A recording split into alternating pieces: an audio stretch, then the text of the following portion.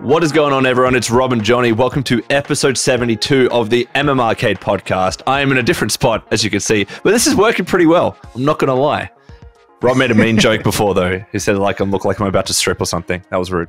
But No. It's just your background, the backdrop. I feel like once, like you're expecting donations and the clothes start coming off.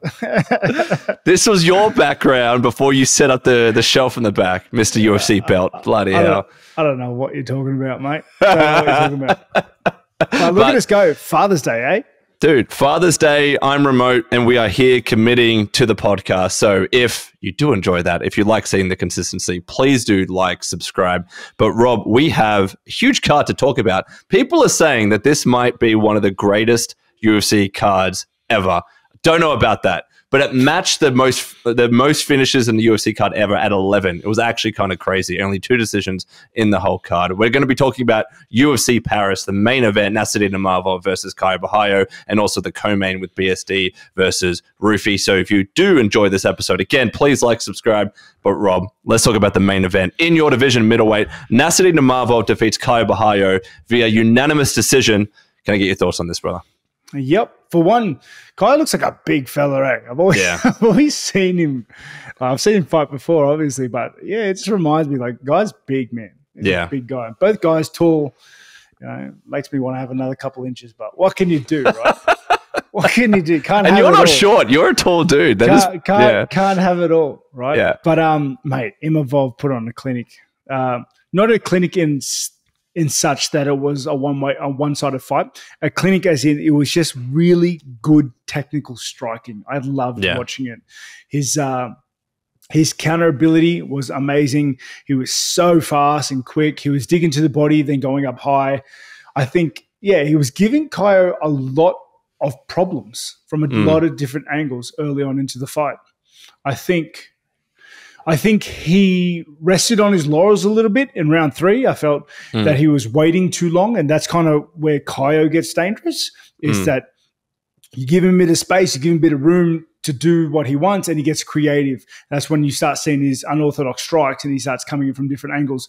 But the way Imavov started the fight and then, picked up again, I think, in round 4, he just put that pressure, controlled center octagon, and just kind of stalked him the whole fight. Yeah, dude, that round 4 was absolutely brutal. Like, to be honest, outside of that 4th round, this was a fairly competitive fight.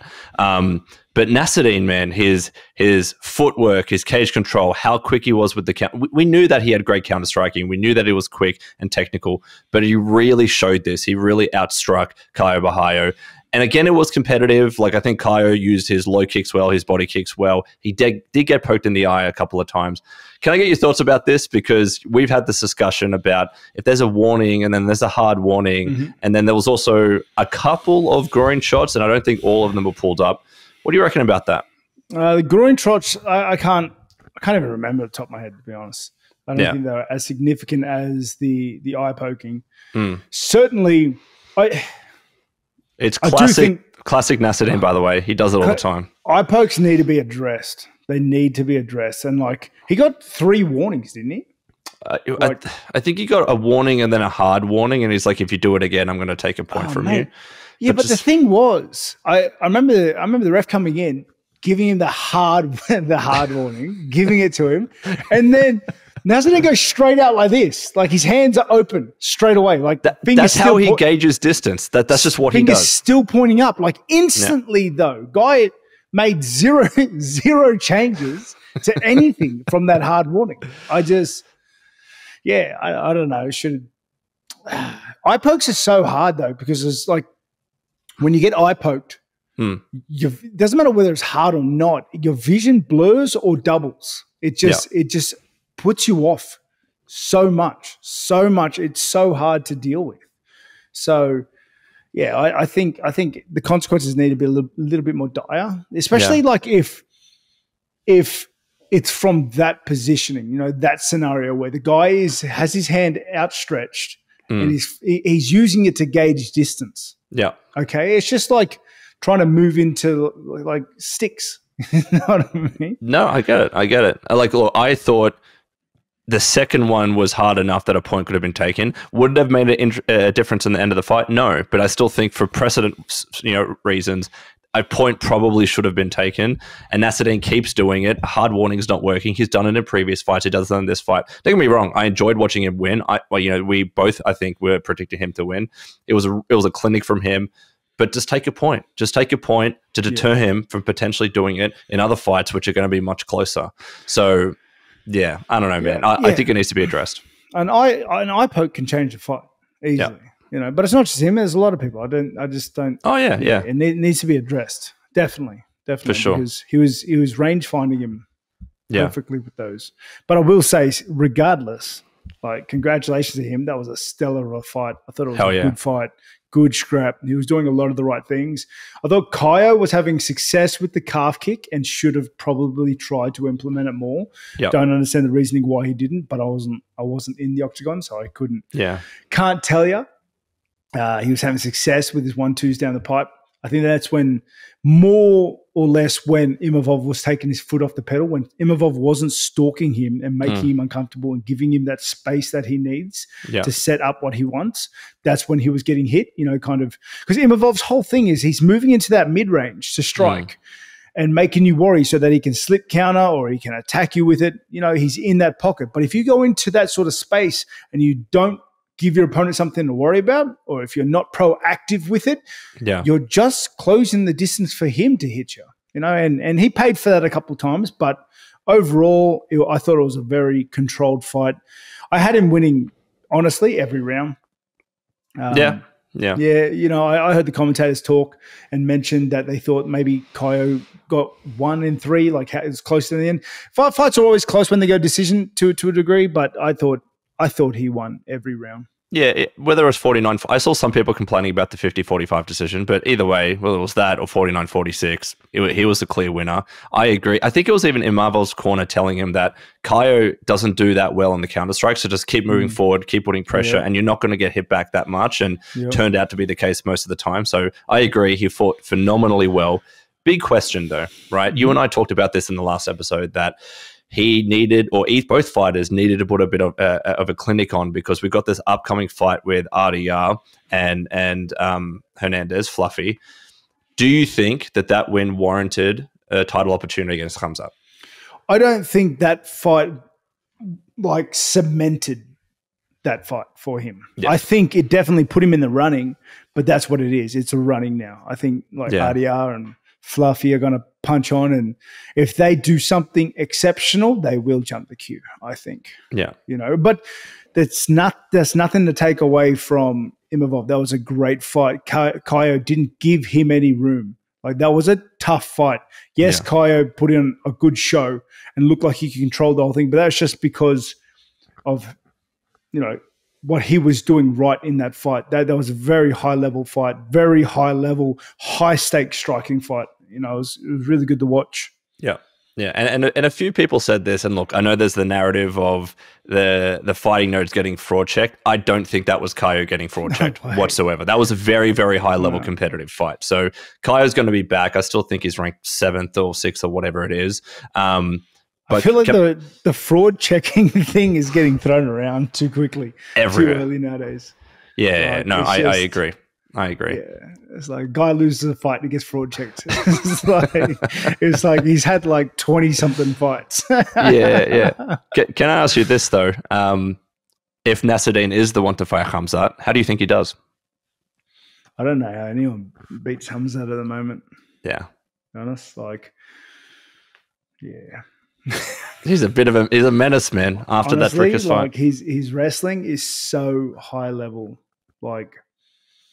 It's you need I feel like the way to beat him is with high level jiu-jitsu. So if Imavov has high level back jiu-jitsu, which I know he does have high level jiu-jitsu, but if it's that high level, like Gilbert Burns high level, then maybe we'll see something. But I don't know. There's also fights are funny. Anything can happen to them. For sure. Maybe Chimaev dives into a knee or a foot. Yeah. Yeah. Let's see what happens. Of course, let us know your thoughts in the comments below. But in the co-main as well, we had another fighting nerd lose, as I alluded to. Benoît St. Denis, I think he surprised a lot of us. He surprised me, that's for sure. He went against the odd makers on this one. He defeats Maurício Ruffy, not just via decision, not via close fight. He submitted him in the second round. Yeah. He actually fairly dominated him. Rob, what do you think of this one? Now, like, he surprised me, but not... No, maybe he didn't. No, he did.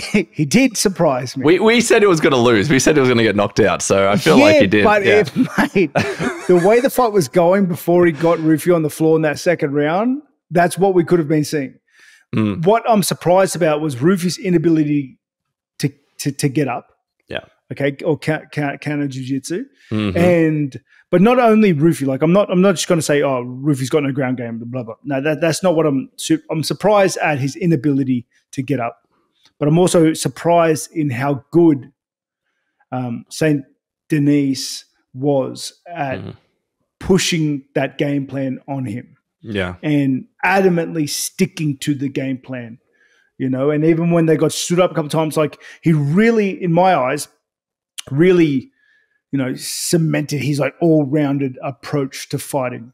To seeing him being able to just like really throw all his eggs into wrestling during the fight, get stood up, push that plan again.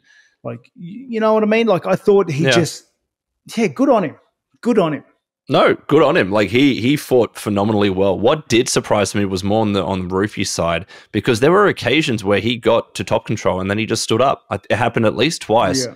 And I'm wondering, after you watch a fight like the Renato Moicano versus BSD fight, why not throw some elbows? Why not to try and get some ground and pound in there while you have him in that vulnerable position? He just stood up because he thought he could. Obviously, he's the cleaner striker, is the more flashy striker, but it wasn't working. Why stand up twice? I didn't understand it. Why stand up for free? I guess. Yeah. You know, like he could have used that position to better effect. I think, like at least a couple of the times he did it a lot. Like he got into that position a lot of times, and he just stood up. I think he could have used that position better.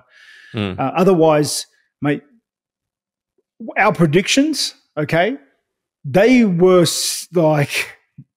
The beginning of round 2 was why we made those predictions. I thought, like, St. Denis got hit with some big shots early on, like in that round 2. He gave him the space he needed to start getting creative, you know, start doing what it is that he does. And, it was scary. It was scary for a moment there. But then, like I said, he just doggedly pushed him up against the fence, just got back straight onto the got right back onto the game plan and just went to work. It was good. It was good to see. I'm happy for him that he's even though I tipped against him, I think it's great that he's back on the winning circuit. No, I enjoyed it. I enjoyed seeing him bounce back, obviously, off a couple of harsh losses with Dustin and also Renato Moicano. So I wouldn't say that he's like kind of back in that top 5 contender level. He's looking to have a fight in the top 10, top 10 contender level. He's looking to have a fight in the top 10. Who do we think he should be fighting next? I believe he called out Arman Tsarukyan. He called out Gamrot. I think the Gamrot fight is good. I think Arman, being the number 1 contender technically still, is probably a little bit too far up. Who would you like to see him fight next? I think that's an ambitious fight for him as well. I think he's just gotten back into the winning circuit. I think he does need to like still hone his craft of being an all-rounder. Like he did well against Ruffy, but I don't think Ruffy's greatest strength is his ground. You know, Arman's like a real good, well-rounded like fighter like that. I'd love to see that, like a Gamrot fight. I think that would be a really good fight to test his mettle on. I think that fight, like how that fight goes, would tell us very quickly whether or not he's ready to take a fight, you know, in those real upper echelons of the division. For sure. And obviously Ruffy and the fighting nerds a little bit. Yeah, Colors Protest just got a win recently, but they've had a couple of losses now as a team. They're going to have to kind of go back, lick their wounds. I know we've got the John Silva fight next weekend, which we'll talk about in a second. Their aura's gone a little bit. They're not that kind of like boogeyman style fighting group in the UFC anymore. They've lost a little bit of their aura. Still great fighters, fantastic fighters. I still think John Silva, probably the best of them, has a really good shot against Diego Lopes. But yeah, I just found that interesting. You know what I mean? Yeah, definitely. They have definitely lost some of their aura, and that's just the game. That's the game, and that's what happens when you like talk massively like that, and hype each other up and build that sort of space and then perform, I guess. Don't get me wrong. I appreciate it. I appreciate the selling of a fight. And even at the end, Imavov was like, hey, he was just trying to sell the fight. Take it easy on him. So I don't mind it. But yeah, it always goes down like this in this game sometimes. But let us know your thoughts in the comments below. By the way, the rest of the card, fantastic. Bukauskas defeats Paul Craig via a brutal elbow. Literally, in the last second, he was just out in between rounds. He couldn't get back up. It says 5. Like, officially, it was at the 5. Literally, as the buzzer went, pretty much. And Craig just didn't want to get up. And he actually retired. So, you've had a hell of a career, man. So good on you. Mason Jones defeats Oki via TKO. Sola defeats McKee via TKO body shot. And Gomi also defeats Ruchala via unanimous decision. And then a bunch of other... Honestly, man, there were so many finishes in the first round, some in the second as well. This was a pretty crazy card. But let's move on. We've got, as I said, another fight card to be talking about upcoming this weekend. It is the other fighting nerd, John Silva versus Diego Lopes. Diego Lopes, 26 wins, 7 losses. He just lost to Volk in the title fight. But before that, he beat Brian Ortega, Dan Ige, and Sadiq Youssef. John Silva, he's on a bit of a tear, 16 wins, 2 losses. He just submitted Bryce Mitchell in quite a convincing fashion. He also TKO'd Melsik Baghdasaryan and also TKO'd Drew Dober and Charles Jourdain. So, Rob, can I get your breakdown for this one? I'm very curious to see how Diego comes back after losing to Volk. Like, I think he lost. Like, it was a very controlled fight from Volk, but like Lopes coming into that fight had so much momentum and confidence and heat going into it. Where I was worried for Volk for a second. I think we all were. Yeah, and then the fight happens, and by the end of it, you're like, why was I ever worried sort of thing. You know what I mean? So I'm curious to see which Diego Lopes comes in. Yeah. On the other hand, so hold on 1 second. I've lost it. Pull up your notes. Where is it? Oh, here it is. Do you want me to send you the link? No, Go on. I got one screen. So I've just got tabs all over the place. Oh, you have to set up 2 screens. Come on, man. Rookie error. Don't need 2 screens. John Silva he's on fire right now. Yeah, man. Like, he is running so hot, man. He is confidence in his striking, confidence in his grappling. He's so well rounded. Yeah, I think this is going to be a hard fight, man, for Diego Lopes. This is going to be such a good fight. Genuinely, I think this has the makings of being like a fight of the year contender. I know that John Silva has that crazy knockout power, but Diego Lopes just doesn't go away. He just 100%. Doesn't get knocked down. 100%. And he's got mitts too. He's got mitts too. He doesn't have that crazy knockout power like Silva does, but like he has a really good striking, really good boxing, and his volume game, it just seems to increase as fights go along. He's had a bunch of 5-round fights, not just in the UFC, but also previously as well. Bit more experience than Silva, and I think it's just going to make it a dogfight. I wouldn't be surprised if Silva was able to clip Diego and knock him out, but I genuinely think Diego is going to stay in there. I think Silva can match Diego when it comes to the grappling, but I still expect Diego to get a few takedowns. Like, Diego's wrestling and grappling game is phenomenal, and he has a big reach advantage as well. Like, after this, the 2 losses of the fighting nerds, after Caio lost, after Ruffy lost, just pure vibes, man. I think Diego can do this. I know he's the underdog, but I reckon he can get it done and he can get back into that title contention. You know what I mean? Definitely. And as you said, he's super dangerous on his back. He's got really crafty submission game. Yeah. And he loves to bang with like the best of them. So I am curious to see where this goes. Maybe the 2 losses tonight were the thing that that Diego Lopes needed. so that Silva comes in with a little less aura or atmosphere or 100%. energy or confidence than what he had before. And that's what gets him across the line. I think this is going to be super, super competitive, but I'm ultimately backing Lopes. I know that he's the underdog. I'm actually genuinely curious what people think in the comments, because if Caio had won tonight and if Ruffy had won tonight, everyone would have been like, all momentum would have been with the fighting nerds, right? Yeah.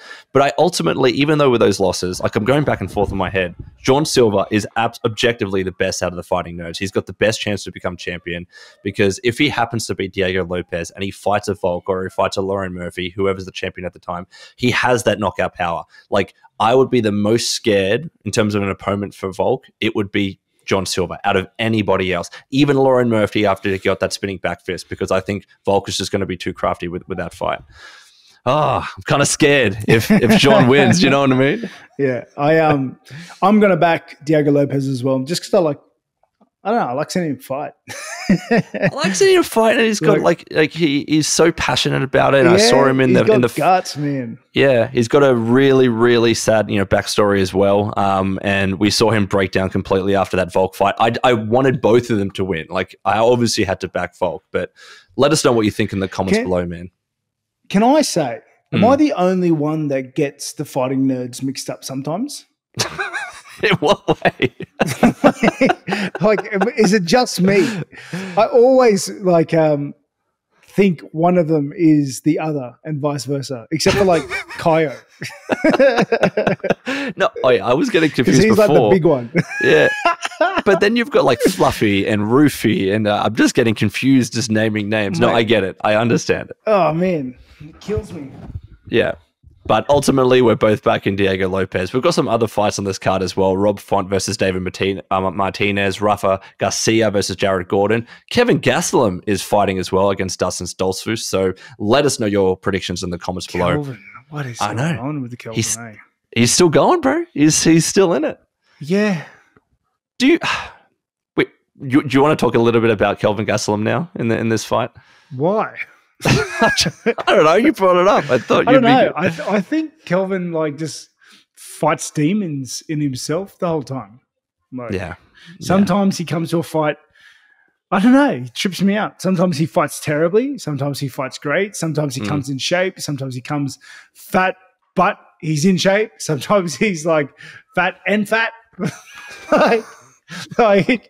It's just it's such a lucky dip. With which Kelvin you'll get. Kelvin, he's got unbelievable talent and skill. He does. I hope he does well. But Stoltzfus, is this back at middleweight then? Actually, that's a really good question. Welterweight. So I know he keeps going up, down, up, down, up, down. I think he went to welterweight but missed weight last time. Dude, he's changed weight how many times? This is going to be at middleweight. Yeah. Yeah, because I think he missed it. Yeah. Well, this is, and by the way, this is technically Noche UFC. I forgot to mention this. Mm-hmm. But yeah, let us know your thoughts in the comments below. But Rob, let's go on to the games news. Hollow Knight Silksong. What might be literally the biggest game release of the year? Rob, when this thing launched, it launched the other day, it crashed every single platform that it launched on, Steam, PlayStation, Xbox. It has peaked at 587,000 concurrent players on Steam. Not total players, concurrent players at the same time. It has been insane. They priced it at $20 USD. They barely promoted this game when it comes to social and tweets. They didn't tweet for 5 years. They didn't do review codes and have a bunch of reviews come out at launch. It's just freaking exploding, man. I wanted to get your thoughts on this. I don't know if you've played Hollow Knight yet, but have you played Silksong? It's a roguelike, isn't it? It's like a action-adventure platformer Metroidvania style game. Yeah, I remember. I actually think you'd be a big fan of this, bro. I really do. Nah, probably not. You don't reckon? do you not like Metroidvanias? No, not really. No, you got to at least try it. It's it's the game of the year. It seems to be the game of the year. I don't know, the 2D ones I just struggle with. Hey, fair. I don't know, and you can't create your own character, So you know how we say, that we've always got to support the home team. This is an Aussie studio as well, man. True, Team Cherry. True. You know what? I'll probably give it a go because I love roguelites, but man, I'm not great with like Castlevania sort of platformers. Fair. I'm not that inclined really. I've played a couple 2D games though and enjoyed them, but ultimately nothing really captures me like. The 2D game that I've spent the most time on would be Terraria, probably, followed by maybe Darkest Dungeon. Oh, like if we're talking about like side scrollers. Is Darkest Dungeon really a side scroller? Not really. Oh, you know what? I haven't played it. Salt and Sacrifice. Stop naming weird ass games. That's a wicked game, bro. Salt. You know what? I really got into a Castlevania. Really got into it. Salt and Sacrifice. Yeah. Oh no, actually I think the first one was Salt and Sanctuary. Yeah, okay, I get the vibe. I played both, but I did play 2D side scrollers. I don't mind them actually. But the real twitchy ones, like the fast ones, I'm not very good at them. Getting too old. Look, I'm gonna give it a go. It's like 20 USD. I don't know what the equivalent is in Australia. Probably like $35 or something. It's such an easy buy to give it a go. And if you really get into it, you're talking potentially like, I think there could be like over 40, 50 hours of gameplay if you keep playing through everything and try and do all the challenges. So let us know if you've been playing Silksong. I'm sure there's many of you out there. But Rob, the next section, what we're watching, playing, and reading. I know you've been playing a lot today. You were getting very excited about it. Yeah, I mean, not so because you want me to start? You go first. All right. I'm still processing, dude. What are you processing? Your day today? Yeah.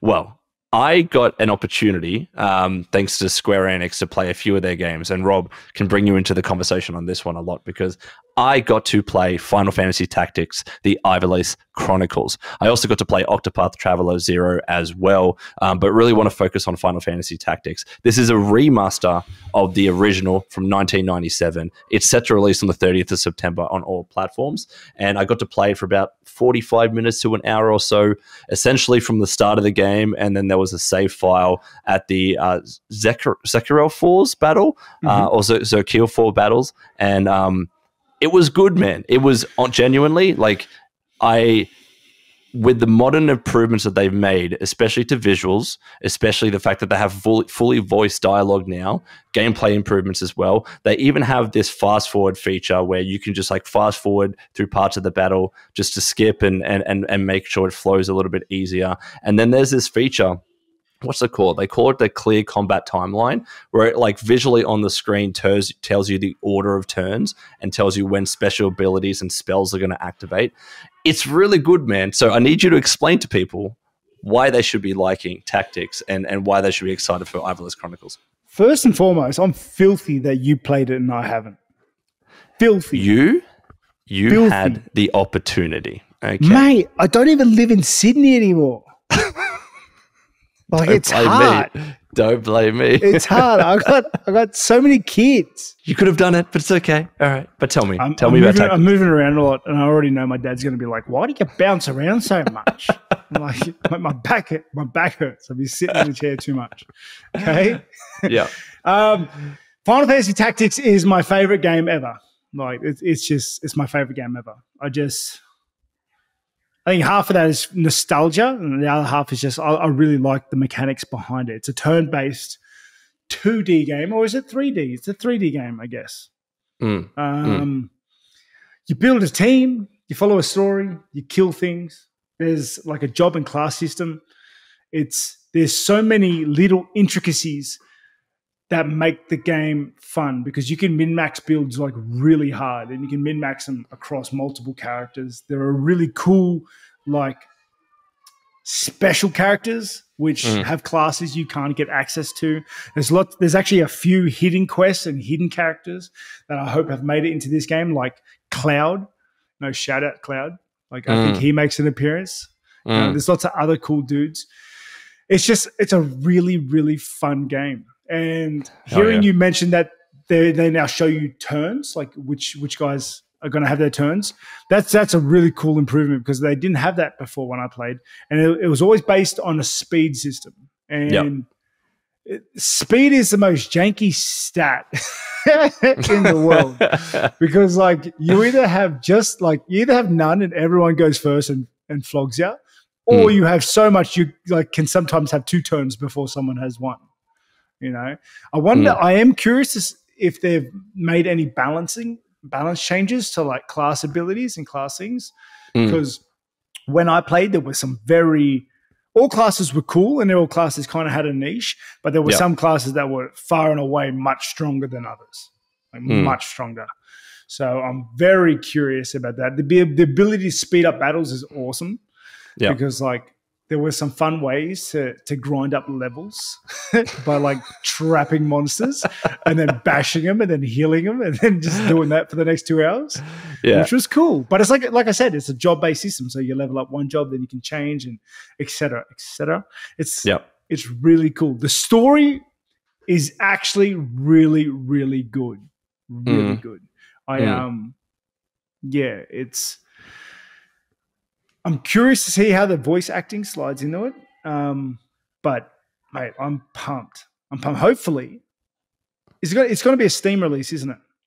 Yeah, for sure. So hopefully they've somehow incorporated the multiplayer aspects of the PSP version, which is cool, really cool. But man, I'm pumped. And you know what's crazy? It's like when you said the falls, whatever it's called, the zero, whatever it's called. I know what the floor looks like.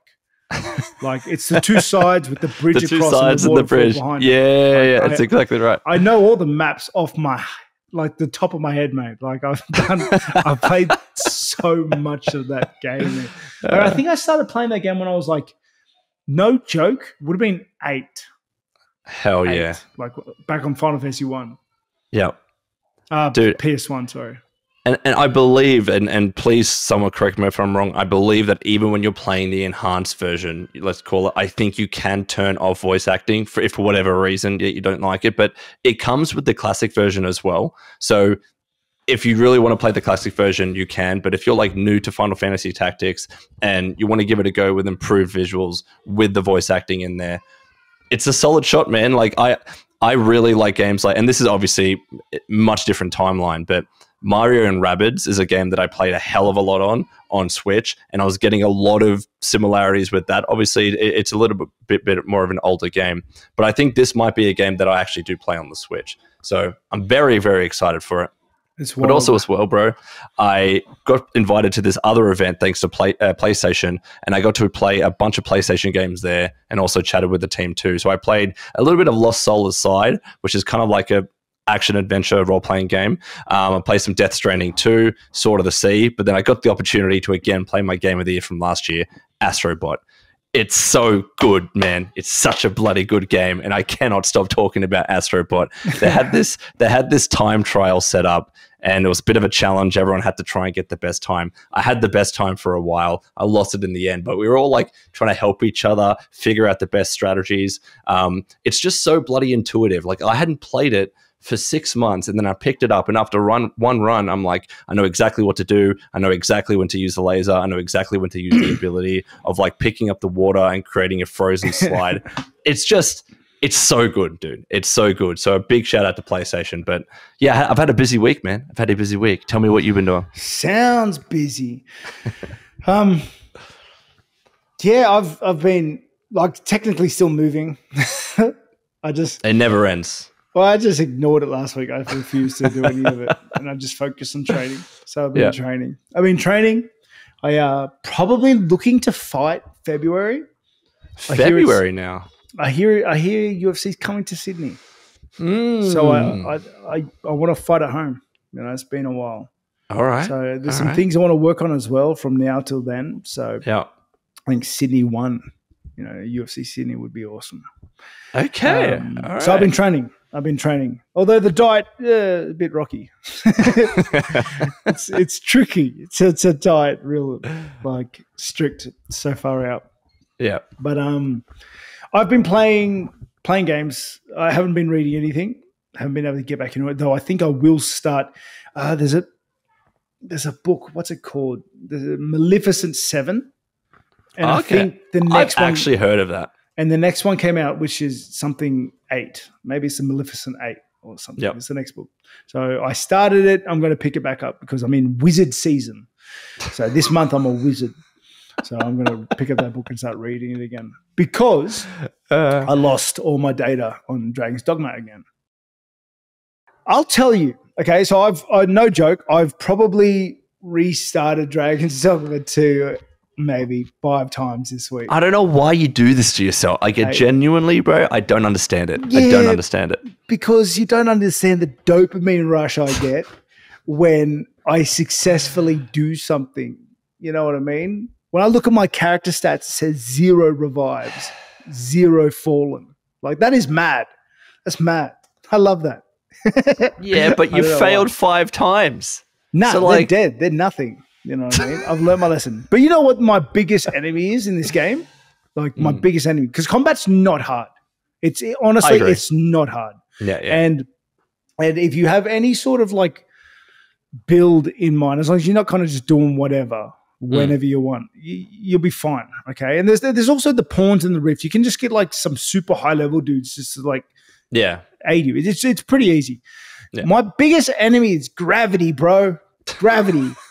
Jimmy times, because the game over screen comes up so fast as well. You can't, like, I can get drop kicked by a troll, and I'll redline like I'm dead, but I can press pause fast enough to eat some curatives to bring myself back. So my dude just like dust it off and limp off. Okay, dude, you fall off of anything further than 4 meters and you are gone. Like, game over screen comes up before you even hit the ground, pretty much. Like, there's no healing that. And it's not just that. It's like, if a harpy picks me up, takes me off the building, or if a harpy picks me up, takes me off a cliff, or if a troll kicks me off a mountain, or if a cyclops picks me up and then throws me like off a mountain. It's ridiculous. Like, gravity kills. And it's crazy because I'm wrangling with dragons, right? But I trip and fall 3.5 meters and I'm dead, like dead. And my pawn, they don't pick me up. No one helps me. I got shards in my bags for days, man, and no one picks me up. No one helps me. I don't know what they're for if they can't help you when you get dropped. When you break both your legs because you fell too far. I don't know why they can't pick you up. Like, heaven knows how many times I've picked them up. I don't know. That's my little rant I had, I guess. Dude, like, it's been eating me up. I lost my last run this morning. I spent most Father's Day just like playing games, just lazing about, and it was a great day. But then I lost my guy. So what was it worth? What was it worth in the end to lose in the end? I don't know. It keeps you humble, bro. It keeps you humble. You know, maybe that's what gamers need more, some humility. But I'm excited anyway because, like I said, my last dude was like pure physical. And I know you don't need a min-max game or whatever. Like, I'm going full 100% min-max. Like, Wait, so you're not done? You're going to do another playthrough? Yeah. You know, I created him just before we started recording. I'm going to go full wizard, like pure. I'm going to go as soon as I unlock the sorcerer stuff. I'm going sorcerer to level 70. Yeah, just so I can like really min-max my base magic stats, and then I don't know, do whatever. Probably quit because I would have reached my goals. I don't know. Bro, you're such a sucker for punishment. It's fun. So next week we're gonna learn that you've died like another 4 times. I'm just waiting for your eventual rage quit, and then you're like, I'm done for that, now. or I'm playing something else. Wait, see. But that was it for today that you played? That's me. I'm going to jump back on after this. Yeah, nice. Well, I haven't even made Melv. I've got to get back to, what's it called? What's the main city called? I can't remember. It's been a minute since I've played, man. Vernworth. Yeah. Yeah, I've got to make it there. Like, I'm still doing the tutorial in the beginning. I got nothing. You've died 5 times. Yeah. Oh, well. Well, look, let's not keep you from Dragon's Dogma 2 any longer. Viewer questions. Of course, if you have any viewer questions, let us know in the comments below. But first up, we've got Frank Zespri. Question for Rob. What is your favorite seinen anime? What ones do you recommend? And has any one of you two seen Monster? It's a masterpiece of an anime. Cheers. Monster. Monster. You know, I haven't watched too many seinen anime. I'm not gonna lie. I'm such a casual with shonen. But I'm gonna look up Monster on Cruncher Hunter. Monster. I'm looking at it too. I don't think. No, I've definitely not seen it. Monster. I haven't seen it. No. Nope. I haven't. Do you have any seinen anime that you can recommend though? See an old one. Top of my head, I don't know, man. I don't know. Like, do you? I need to hold on. I'm just pulling up my Crunchyroll library. To be honest, I don't. Does Vinland Saga count as seinen? Oh, please no. Oh, hold on, bro. Don't get me angry. Don't get me ruffled. That, please, bro. Come on. Anyone in the comments is going to be like, what the hell, Rob? Vinland really Saga is phenomenal. He's just a crying, screaming child. But he's not in the second season. He develops as a character. I feel like you string me along for 12 episodes is a bit of a pain in the ass. Like, I don't know. It wasn't bad. I watched the first season. Like, I dropped. What's that other one that everyone's into with the demon in his body? What's it called? The demon in the body. And they hit me with 3 flashbacks at the beginning. I'm still filthy on that. Which one are you talking about? I don't know, but there's like 3 flashbacks, like out of the gate, beginning of season 2, and I'm just like, see ya, bro, I'm out. Yeah, fair. I love seeing an anime. Shield Hero is really good. Shield Hero was good in the first season, and then it dropped off hard with the turtle thing. It dropped off so hard. Yeah, but it comes back. Yeah, didn't you just say, though, don't string me along for freaking 10 episodes? Yeah, but it starts good, bud. It starts good. You got me hooked. You know what I mean? But also, like, the turtle thing's not a flashback or anything. You just... No, but it's such a side quest and it didn't mean anything. It just... I don't know. Yeah. It's all right. It's like Tokyo Ghoul. I'm looking at the scene and playlist for Crunchyroll. It's like Tokyo Ghoul's all right. Does Psycho Pass count as seinen as well? Yeah, that's a good one. I like that one. I enjoyed Psycho Pass. Parasite. I like Parasite better than Tokyo Ghoul. Parasite's pretty good. Yeah. Like Real Life is really good if you want a romance. Real Life is really good. There you go. You've got some recommendations. Prison Schools. Hilarious. Shut up. It's not. Stop it. Stop recommending Prison School to people. Watch it by yourself. It's hilarious, dude. Don't watch it in public. I'm actually rewatching it now. It is funny, bro. Like the group of guys are just stupid. Like it's mad. I'm not going to say the scene. It's going to get this freaking podcast muted on YouTube. Terrible. It's great. Oh, you know what's really good? Samurai Champloo. Oh yeah, that's a good show. I watched that based on your recommendation. It was good. Yeah, it's so good. Sick soundtrack, man. Love it. There's so many here I could recommend. Hell yeah. Rob, at ESHHM4361, Jesus, have you ever considered coming over to Perth at some point and training with Della's coach? He's quite insightful and may bring some knowledge to your game. Thoughts? It's a bit far. It's got a lot of kids. You have to understand, Perth is 5 hours away and there's the time difference. It's actually really difficult to get to Perth. I really want to go to the UFC Perth this month, but it's so far away. Yeah, so do I. But yeah, going anywhere that far, like, is tricky with all the kids here. You know. Yeah, fair. Like my wife will go crazy. There's this question here. Crap, the name is not here, and I apologize for this. But the question is: Ian Gary was also grappling Carlos. Do you think Leon Edwards is going to grapple Carlos Prates when they fight? Obviously, Rob, thoughts? No. I think Leon, like, don't get me wrong, like, I know Leon has a grappling game, but like, he's very much striker, and I think he's not stuck in his ways, but I just see that being a striking affair, and I really worry for Leon in that fight against Carlos Prates. Genuinely, I do. But who knows? This could be another fight where the fighting nerds lose. And finally, from at MFS Scars 6740, Rob, have you ever or would you ever play DayZ? It's one of those survival hardcore role play games that's super realistic, and other players are what you got to be wary of killing or run. Big ups to you guys. DayZ, Rob? I've played it, and I haven't laughed as much as I have in that game and Rust, because there's nothing funnier than running around naked getting chased by some dude with a knife. But DayZ is so hard to get into. It's so unfriendly to new guys because you just get a kitted up dude put you away constantly. Everywhere's scavenged. I don't know. Yeah. It's tricky. Fair. Well, Rob, that was episode 72 of the MMArcade podcast. Thank you so much to everybody for watching up until this point. As always, brother, final thoughts of the episode. Look at us go 2 weeks in a row. I know. Look at us. Commitment. Mate, you are remote. I'm actually here.